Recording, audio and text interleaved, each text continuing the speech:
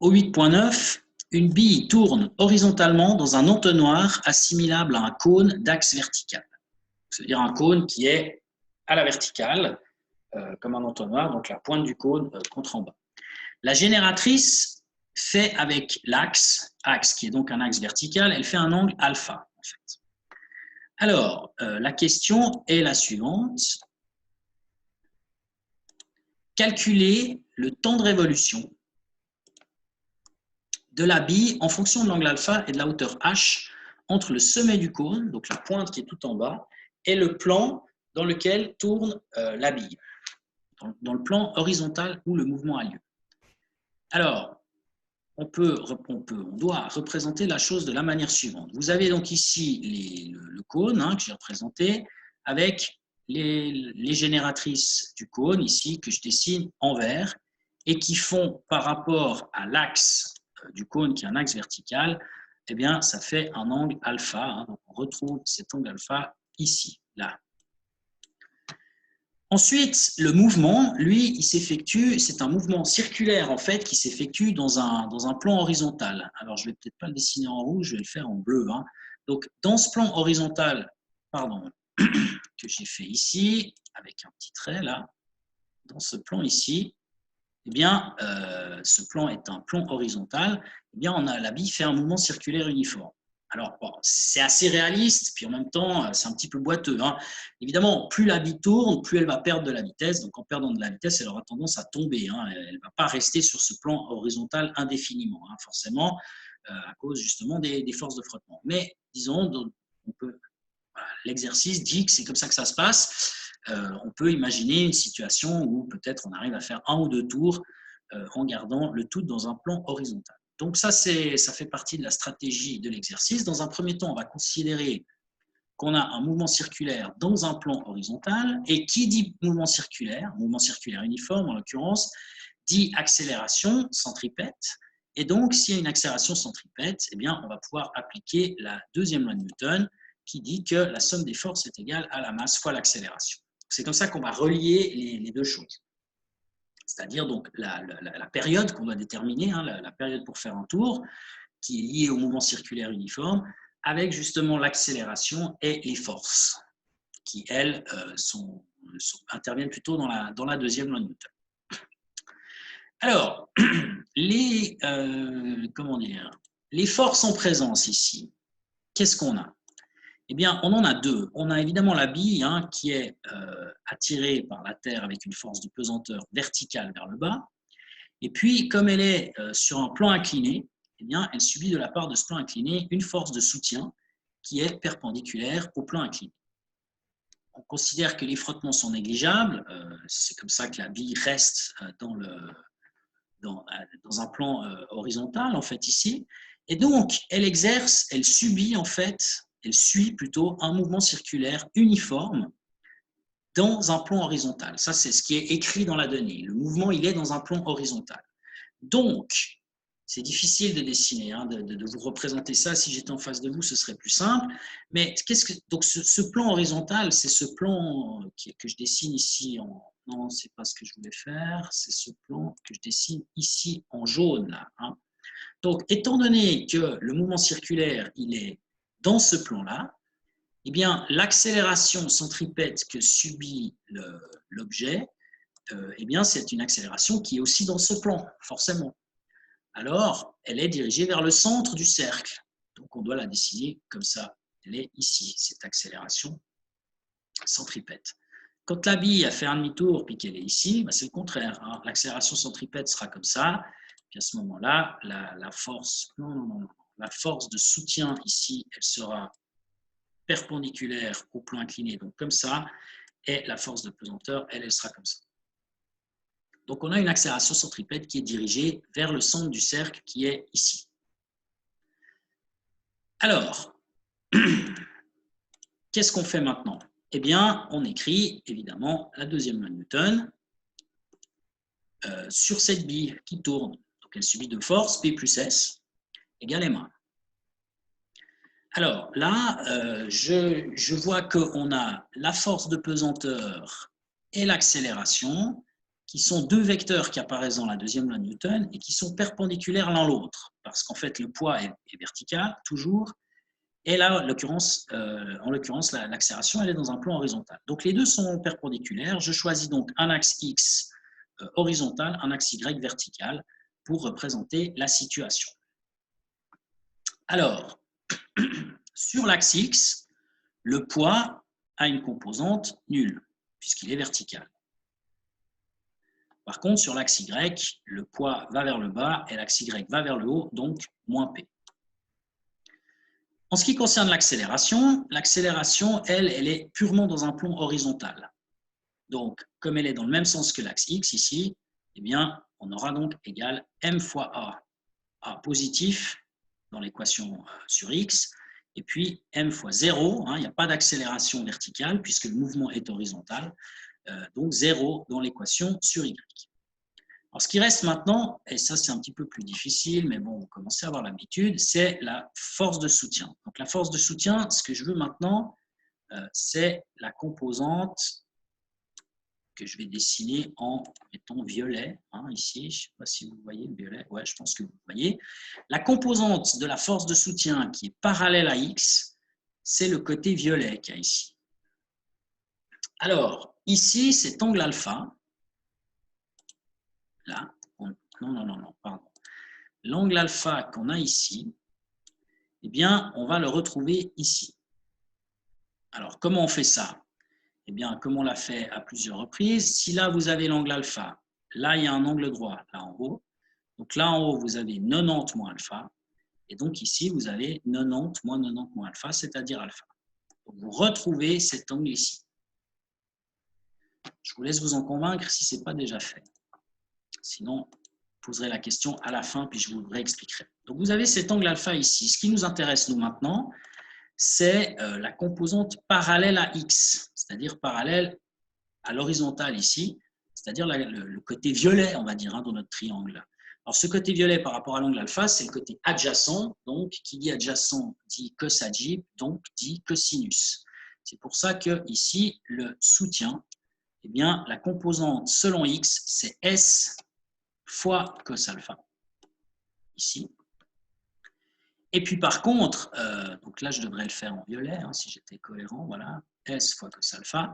Et puis maintenant, si on cherche la composante de S selon l'axe vertical Y, eh bien cette fois, on s'intéresse au côté jaune, orange du triangle ici. Et ce côté orange, c'est le côté opposé à l'angle alpha. Donc, comme c'est le côté opposé, sin pi, on utilise le sinus. On a donc ces deux formules. Alors, qu'est-ce que je fais maintenant avec ces deux formules? Eh bien, déjà, je les nettoie. Et puis, par exemple, je prends la deuxième. Alors, si je prends la deuxième sur Y, pardon, je peux écrire que P égale sinus alpha. Et là, l'idée, c'est de sortir le S, en fait. La force de soutien, on n'a aucune idée de ce qu'elle peut valoir. Donc, en fait, on va exprimer la force de soutien en fonction du reste. Alors, je retourne cette formule et je trouve que S égale P sur sinus alpha. Et comme P, c'est mg, eh bien, à la fin, je trouve que S égale mg sur sinus alpha. Donc, ça veut dire que si on connaît la masse de l'objet et qu'on connaît l'angle du cône, eh bien, on peut déterminer quelle est la force de soutien. On peut la calculer. Alors maintenant, quelle est l'idée? L'idée, c'est d'injecter ce S là et de le mettre ici, de manière à pouvoir exprimer l'accélération. Donc, c'est ce que j'ai fait ici. J'ai injecté l'équation numéro 3 dans la 1. Et donc, vous voyez ici, mg sinus alpha, c'est en fait la force de soutien qui va être égale, qui doit être multipliée par le cos alpha, qui est ici, cos alpha qu'on retrouve là.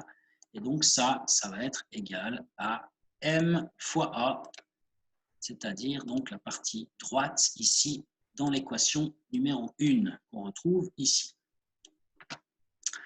Alors là, ce que je fais, c'est qu'on se rappelle, j'espère que vous vous souvenez, qu'il y a une relation trigonométrique qui est que là, il ne veut pas? Ah ouais, c'est ici, voilà, que là. Non, ça ne marche pas. excusez-moi. Hein. Tac. C'est ça.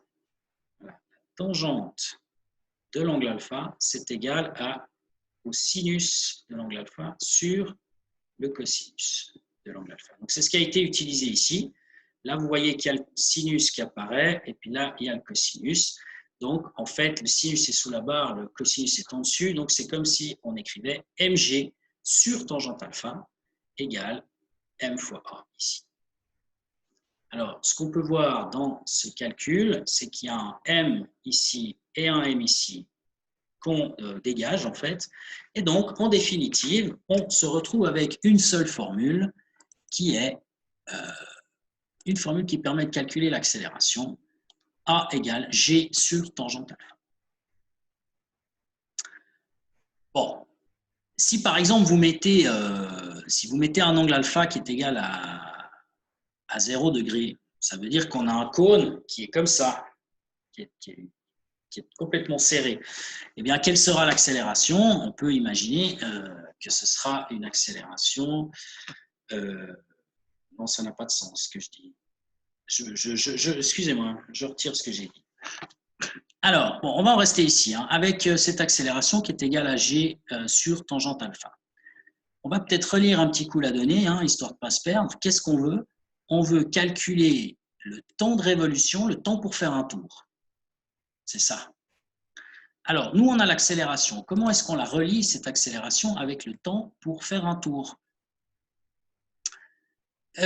Ici, voilà. Eh bien, ça se fait de la manière suivante. Donc, je vais garder voilà, l'accélération qu'on a trouvée ici.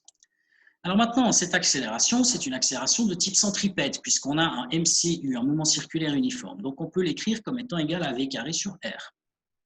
Où R, c'est le rayon du cercle. Hein. Donc ici, je ne sais pas si j'en ai déjà parlé. Ouais, en fait, non, j'en ai pas parlé. Donc, le rayon du cercle, c'est, si je le dessine en vert, le cercle, c'est un cercle qui est dans un plan horizontal, c'est ça R en fait, hein, c'est ce rayon-là. Alors, on va en avoir besoin, enfin, ce dont on va encore avoir besoin tout à l'heure, c'est ce qu'on appelle la hauteur, hein, le H en fait, qui est la hauteur du plan horizontal dans lequel le mouvement a lieu par rapport au sommet du cône. C'est ce qu'on appelle H. Alors, qu'est-ce qu'on va faire avec ces deux choses? Eh bien, voilà, ici. Donc, on a dit que le mouvement circulaire uniforme, son accélération, c'est V carré sur R. La vitesse elle-même, eh bien, on peut l'exprimer comme ceci. Ça, on l'a déjà fait plusieurs fois. Qu'est-ce qu'il y a là-dedans? 2πr. 2πr, c'est le périmètre du cercle. Et puis T, c'est la période.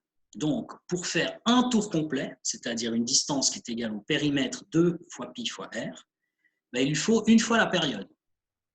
Donc, c'est là qu'apparaît la période, en fait, hein, là-dedans. Donc, là, du coup, on peut calculer la vitesse, on peut exprimer la vitesse. Alors, c'est ce que j'ai fait ici. A égale V carré sur R. À la place de V, vous mettez 2πr sur T.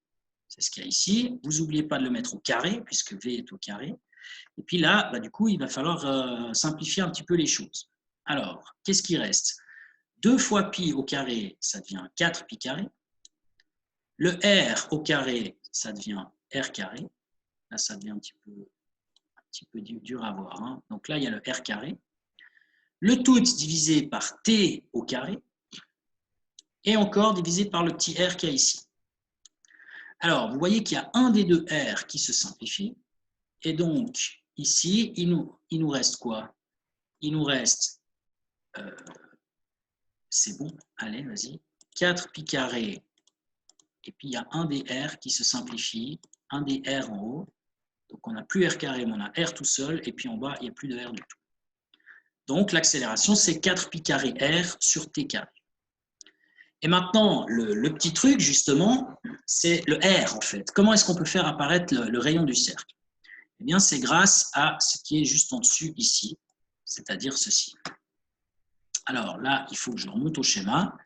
Si vous avez dans ce rectangle que je vais dessiner en jaune, ce triangle, pardon. Là, vous avez un triangle avec R que je vais dessiner en violet ici, voilà. H que j'ai dessiné en jaune, et puis j'aurais dû choisir une autre couleur pour celui-là. Qu'est-ce qu'on va prendre? Ben, on va prendre du vert, voilà, du vert. Alors, dans ce triangle rectangle, vous voyez que la tangente de l'angle alpha qui est ici, enfin l'angle alpha il est là en bas, hein. Donc l'angle alpha, qu'est-ce que c'est sa tangente? C'est l'opposé sur l'adjacent. Donc la tangente c'est R sur H. C'est le côté violet sur le côté jaune. Tangente alpha égale R sur H. Alors, tangente alpha égale R sur H, c'est ce que j'ai utilisé ici. Tangente alpha égale R sur H. Comme dans la formule, il y a R, et bien du coup, je retourne ça et j'exprime ça comme étant R égale H fois tangente alpha. Et donc là-dedans, je remplace le R par H fois tangente alpha et on trouve que l'accélération, elle est égale à cette expression 4 pi carré, hein, qu'on retrouvait ici, 4 pi carré. À la place de R, on met H fois tangente alpha et on divise le tout par T au carré. Alors, qu'est-ce qu'on peut faire maintenant? Eh bien, ce qu'on peut faire maintenant, c'est combiner, parce que la question, c'est quand même d'exprimer T en fonction de l'angle alpha et de H. Et c'est tout, hein. Donc, ce qu'il faut faire, c'est la dernière partie, là c'est purement de l'algèbre, c'est combiner cette expression-là avec celle-ci, c'est-à-dire la 4 et la 5. C'est ce que j'ai fait là. En combinant 4 et 5, on aura à gauche le A, il vaut G sur tangente alpha, donc le A vaut G sur tangente alpha, et puis de l'équation 5, le A, il vaut aussi 4 pi carré H tangente alpha sur T carré. Donc c'est ça. Alors, maintenant, on combine un petit peu tout ça. Donc, je répète, G tangente alpha, c'est l'équation 4. Et puis, cette expression, la 5, elle est ici à gauche. Donc, ce que j'ai fait en tout premier, c'est que j'ai passé le tangente alpha à droite, en faisant fois tangente alpha, pour trouver cette expression qu'il y a là en bas, c'est-à-dire celle-ci. G égale 4 pi carré fois H fois tangente alpha, mais tangente alpha au carré cette fois, hein, puisqu'il apparaît et il est multiplié 2 fois. Le tout sur T carré. Donc, on a cette expression ici. Et puis, maintenant qu'on a ça, eh bien, ce que j'ai choisi de faire, c'est de mettre l'expression 4 pi carré tangente carré alpha sur T carré dans une parenthèse et de la mettre au carré. Vous voyez que ce qu'il y a dans la parenthèse, le rectangle bleu, 2 pi tangente alpha sur T. Si on met ça au carré, on trouve le 4 pi carré fois tangente carré alpha sur T carré. C'est juste une autre façon d'écrire les choses. Alors, ce qu'on peut faire aussi, bon, ça c'était pas très intéressant, mais par contre la dernière partie, c'est comme ça qu'on conclut en fait le problème. Si vous partez d'ici et que vous multipliez, vous mettez le t carré à gauche, vous divisez par g, vous obtenez t carré égale quelque chose, vous prenez la racine de ce truc et vous obtenez la réponse qui est ici. Voilà. Alors, cette réponse, là encore une fois, le 4 pi carré tangente carré alpha, ce sont des carrés en fait, donc on peut les sortir de la racine. Et 4 pi carré sorti de la racine, ça fait 2 pi. Tangente carré alpha sorti de la racine, ça fait tangente alpha. Et sous la racine, pardon, il restera uniquement h sur g. Et donc, on obtient l'expression qui est ici. Donc cette expression, elle nous permet de calculer la période, c'est ce qui était demandé, en fonction de l'angle alpha et de h, qui sont donc des variables de l'expérience. Selon le h, c'est la hauteur à laquelle vous effectuez le mouvement circulaire, et puis l'angle alpha, c'est l'ouverture du cône. Donc en fonction du cône qu'on choisit, eh bien, on aura différentes ouvertures. Voilà pour ce problème. Bon, alors j'ai vu qu'il y avait une main qui se levait. C'était Mathéo, voilà. Alors Mathéo, oui.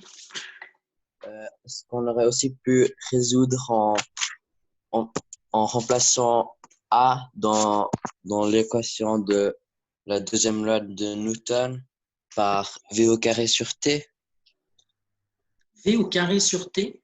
Non. sur R, je veux dire, pas sûr. Ouais, ben, mais c'est ce que j'ai fait en fait, hein, grosso modo. C'est ce qui a été fait ici. Vous voyez, là, j'ai le V carré sur R, Oui. ici, là. Et puis en fait, je l'ai exprimé, au lieu d'écrire V et puis au lieu d'écrire R, je l'ai exprimé en fonction de H, de alpha et de T. Et puis ensuite, ce truc-là, je l'ai injecté dans le résultat finalement de la deuxième loi de Newton, c'est-à-dire G sur tangente alpha. C'était ce résultat-là, quoi. Donc c'est à peu près ce que j'ai fait. C'est comme là, votre question de tout à l'heure, c'est la même réponse. On peut faire de différentes manières. Les substitutions, vous pouvez la faire à une étape ou à une autre. Au final, ça ne change rien. Oui. Donc oui, on aurait pu faire autrement. Ouais. Ok, merci. Je vous en prie. Alors, il y a Mathieu qui a une question. Il est où, Mathieu? Il est là, voilà. Ouais. Est-ce que H varie en fonction de V? Ben, je sais pas quoi vous répondre. Non, pas forcément, quoi. En fait, V est relié, regardez, hein, je vais vous montrer ici. Là, vous avez cette relation. V, c'est 2 pi R sur T. Donc, si vous écrivez R comme ça, R, c'est H fois tangente alpha, ben vous avez V égale 2 pi H tangente alpha sur T. Donc maintenant, V, oui, il va dépendre de la hauteur, mais pas que de la hauteur. Donc, vous pouvez avoir la même hauteur avec des vitesses différentes. Dans ce cas-là, c'est la période T qui va s'adapter.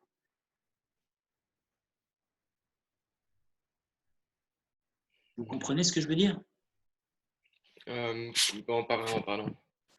Je sais pas, c'est comme si vous dites, je sais pas, la distance de Lausanne à Genève, c'est 60 km. Si vous y allez en roulant à 200 km/h sur la route, ou si vous y allez à pied, la vitesse, elle ne va pas dépendre des 60 km. Elle va dépendre des 60 km et du temps que vous mettez pour y aller. Donc là, c'est lié au temps quand même, cette histoire. Donc la vitesse, elle ne dépend pas que de la hauteur h. Elle dépend de la hauteur h et de la période. Ok, merci. Bien. Alors, il ne reste pas tellement longtemps pour finir ce problème. Donc, je vais juste vite le finir. Hein. Il y avait une deuxième question. C'est très rapide, en fait, la deuxième question. La deuxième question consiste à imaginer une expérience avec ce matériel, c'est-à-dire une bille, un cône, et puis probablement un mètre et puis un chronomètre, de manière à déterminer l'accélération de la pesanteur G. Alors, quand vous voyez ce qu'on a fait comme boulot, on a obtenu cette équation-là, T égale 2 pi tangente alpha fois racine de H sur G. Alors, là-dedans, il est évidemment possible de sortir G. Hein, si vous prenez par exemple l'équation qui est juste en dessus, eh bien, on l'a, le G. G égale H fois 2 pi tangente alpha sur T au carré. Alors, si vous prenez cette expression-là, ou vous prenez la dernière si ça vous chante, puis que vous la retournez dans le but d'obtenir G égale quelque chose, eh bien, ce quelque chose, c'est l'expression qui est ici, qui est donc ça. On peut l'écrire aussi 4 pi carré tangente carré alpha sur T au carré. Ce qui compte là-dedans, c'est que qu'est-ce qu'il vous faudrait mesurer en fait? Vous avez un cône. Vous mesurez l'ouverture avec un rapporteur, c'est-à-dire vous mesurez l'angle alpha. Ensuite, vous lancez la bille de manière à ce qu'elle fasse un mouvement circulaire uniforme dans le cône, et puis vous mesurez, vous regardez à quel endroit s'effectue ce mouvement circulaire. Par rapport au sommet du cône, vous avez donc cette distance h que vous pouvez mesurer. Et puis avec un simple chronomètre, vous mesurez la période de rotation de la bille dans le cône. Vous avez donc ces trois mesures, hein, c'est du petit matériel, hein, il faut juste donc un cône, une bille et puis un chronomètre et un mètre. Donc avec ça, on peut faire des mesures et donc comme G dépend de H, alpha et T, eh bien, on peut tout à fait faire une expérience qui nous permet de calculer G.